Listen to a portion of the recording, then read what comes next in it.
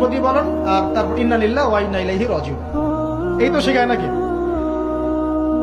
সবসময় মনে রাখবেন যে আল্লাহ রাব্বুল আলামিনের পরিকল্পনাই আপনার উপরে সবচেয়ে বেশি অগ্রাধিকার যোগ্য, সমাজের পরিকল্পনা নয়।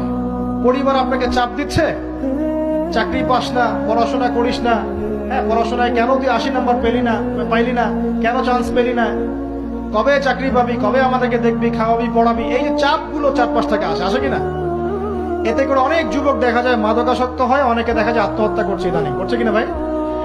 এই শব্দটা থেকে আমি এই পয়েন্টটা আজকে লিখেছিলাম যে ভুলেও আল্লাহর প্রতি বিশ্বাস এবং তাওয়াক্কুল হারাবেন না।